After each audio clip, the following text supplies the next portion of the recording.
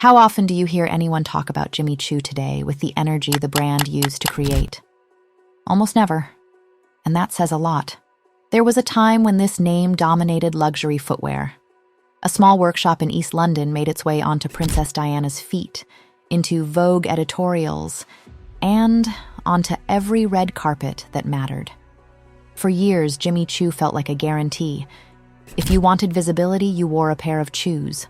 The momentum was real, and the brand rode it all the way to global expansion.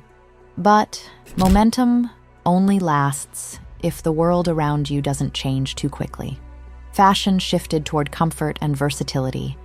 Ownership changed again and again, and the high heel identity that once made Jimmy Choo so desirable slowly turned into a limitation. The name stayed familiar, but the influence faded. So today's question is simple. How did Jimmy Choo rise this fast? And what pushed it into a slow but undeniable downfall? Jimmy Choo's story didn't start anywhere near the front rows he would one day influence. He grew up in Penang, Malaysia, in a family where shoemaking was simply part of daily life. His father was a craftsman with a strict eye, and the skills were passed down early.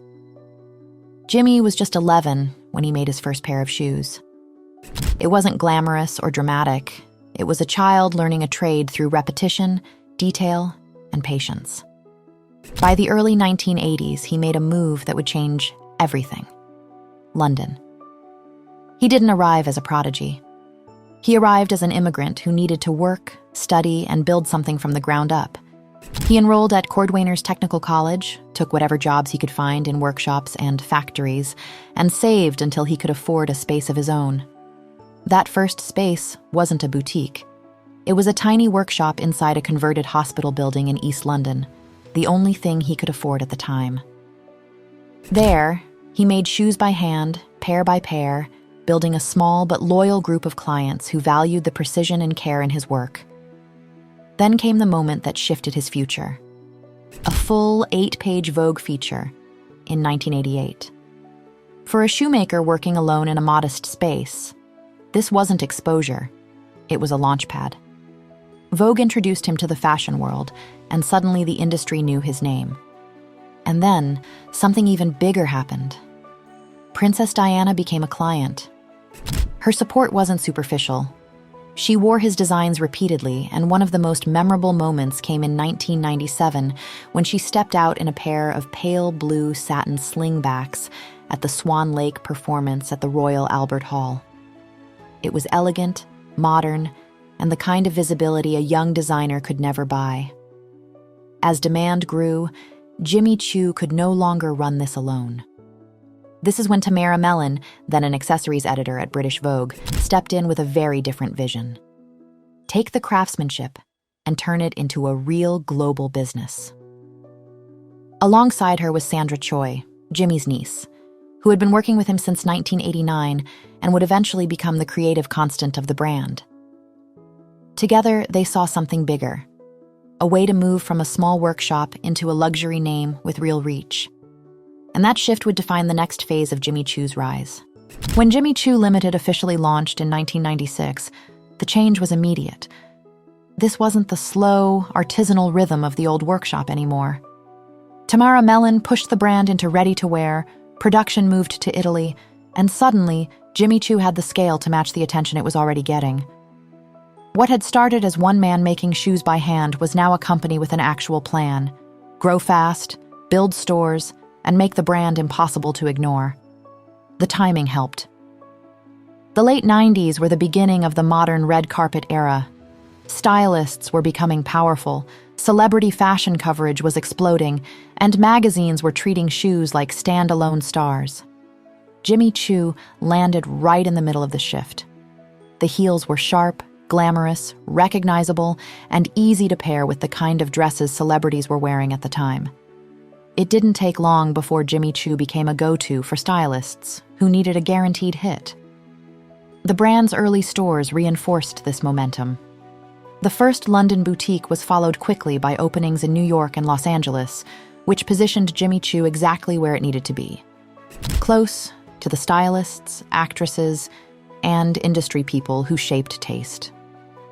This wasn't a traditional heritage brand building slowly over decades. It was a company expanding at the speed of culture, and then pop culture took over. Sex and the City turned Jimmy Choo into a household name, especially after Carrie Bradshaw delivered the line every fan of the show remembers, and The Devil Wears Prada reinforced the same idea a few years later. The heels weren't just luxury items anymore. They were part of a larger cultural moment. The brand appeared in films, on award show carpets, and in countless magazine shoots. For a brief period, it felt like Jimmy Choo was everywhere. Not because the company was forcing it, but because the demand was organic. People wanted the look, the silhouette, the feeling of stepping into something that represented status. By the early 2000s, the brand had achieved what most new luxury labels never manage: visibility that reached beyond fashion insiders. It had a formula that worked: glamour, celebrity, recognizability, and the world was still responding to it. But underneath the success was a growing tension. The scale was increasing.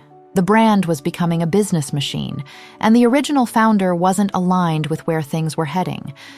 And that conflict would shape the next chapter of Jimmy Choo far more than anyone expected. For all the momentum Jimmy Choo had built, the core of the brand was still split between two very different visions.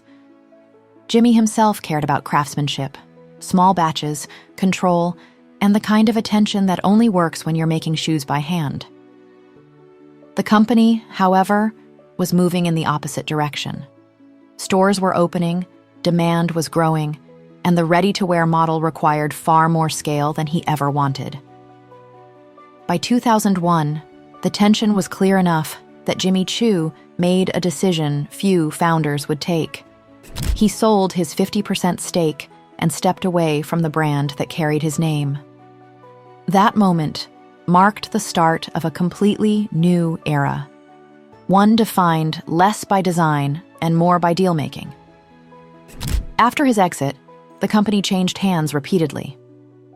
Equinox, backed by Phoenix Equity Partners, took the first position. From there, the brand moved to Lion Capital, and a few years later to Towerbrook. Each sale came with a higher valuation, more expectations, and a push for faster growth. None of this was unusual for a luxury label in the 2000s, but Jimmy Choo's pace was different. It wasn't decades of slow heritage building. It was rapid scaling under private equity, and the brand had to keep delivering numbers to justify each jump. Throughout this period, Tamara Mellon became the face of expansion. She understood how to position the brand, how to work with celebrities, and how to build global presence. Under her leadership, Jimmy Choo hit the kind of visibility most new labels could never achieve. But the pressure behind the scenes kept increasing. Growth targets rose with every sale, and the model became reliant on constant expansion. More stores, more categories, more exposure. By 2011, Mellon herself left the company after the Labalux acquisition. Her departure marked the end of the original founding leadership in any active role. Sandra Choi remained as the creative director, providing continuity, but the brand as a whole had shifted. Jimmy Choo was no longer the product of a shoemaker's vision or a Vogue editor's ambition. It had become a luxury business managed through financial transactions, each one pushing the brand further away from its beginnings. And as the deals continued, so did the distance between the name Jimmy Choo and the world of fashion it once shaped, a gap that would matter even more in the years ahead. By the time Labalux, later folded into Jab Holdings, took control in 2011, Jimmy Choo had already become a brand shaped more by transactions than by a central creative vision. So the next step in that logic was predictable: take the company public. And in 2014, that's exactly what happened. Jimmy Choo became the first pure luxury shoe brand to list on the London Stock Exchange. For investors, this was a sign of confidence. For the brand, it marked the beginning of a different kind of pressure. A public company has to keep growing quarter after quarter, and Jimmy Choo responded the only way it could: expansion. More categories, handbags, accessories, fragrance, more stores in more countries, more wholesale partnerships, more visibility in places where luxury brands often start to stretch themselves thin. What had once been a small, sharply defined idea was now a global operation forced to keep proving its scale. At the same time, fashion itself was shifting. The mid-2010s brought a wave of brands redefining footwear. Sneakers, flats, and comfort pieces became the new status symbols. Streetwear mixed with luxury, and the idea of what a must-have shoe looked like changed almost overnight. The high-heel dominance that had powered Jimmy Choo's rise started to lose cultural relevance. The brand still had a red carpet presence, but the broader fashion conversation was moving in a different direction, toward versatility, functionality, and a different kind of glamour. Then came another turning point. The 2017 acquisition by Michael Kors Holdings, later renamed Capri Holdings. For Kors, the move was strategic. Their own brand was losing momentum and drifting into discount territory, so adding Jimmy Choo gave them a way to climb back into the luxury conversation. But for Jimmy Choo, the fit wasn't as clear. Kors was a more affordable label trying to re-establish prestige, while Jimmy Choo was a luxury brand already dealing with relevance issues. Under Capri, the push for growth continued, but the market around the brand kept changing faster than the strategy. Consumers weren't looking for ornate stilettos in the same way, and the momentum Jimmy Choo once had didn't translate into the new era. The name still carried recognition, but the identity that had carried the brand for so long wasn't aligning with what modern luxury wanted anymore. And that tension between what the brand had been and what the market now demanded is what pushed Jimmy Choo into its most difficult chapter yet. By the early 2020s, the cracks around Jimmy Choo were no longer subtle industry whispers. Capri Holdings' earnings reports showed it plainly. Revenue wasn't growing the way it used to. Margins were tightening, and by late 2024, the brand posted operating losses for the first time in years. Not catastrophic, but telling. A luxury label built on early 2000s glamour was now struggling to keep up in a market that had changed far more than the brand had. The instability of Capri only added to the uncertainty.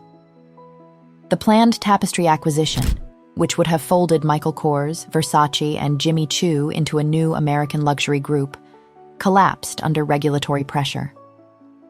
Kors continued dealing with its own identity issues, Versace was being repositioned yet again, and Jimmy Choo sat in the middle as the quietest, least strategically defined of the three. When a parent company doesn't know exactly where a brand fits, the market usually senses it. Meanwhile, the world around Jimmy Choo changed in ways that made its old formula harder to sustain. Heels didn't disappear, but they became niche, tied to events and specific looks rather than everyday status. Trendsetters pivoted to other names. Amina Muaddi made evening heels feel modern again. Aquazzura captured the wedding and party crowd, and Prada and Bottega pushed footwear into entirely new territory. Jimmy Choo still showed up on red carpets and in royal wardrobes, but visibility wasn't translating into cultural relevance. The brand feels locked into an idea of glamour that belongs to another era, without a breakout design or a clear point of view to anchor the present. And while the brand's identity stalled, Jimmy Choo the man moved forward. He built his own couture line, poured his time into JCA London Fashion Academy, and became a mentor to the next generation of designers, quietly shaping the future of footwear in a way the company carrying his name no longer does. So here's my question to you. In a world that's moved on from the kind of glamour Jimmy Choo once defined, do you think they still have a comeback in them? Or is this just what happens when a moment passes? Curious to hear your thoughts. Thank you for watching, and as always, see you in the next one.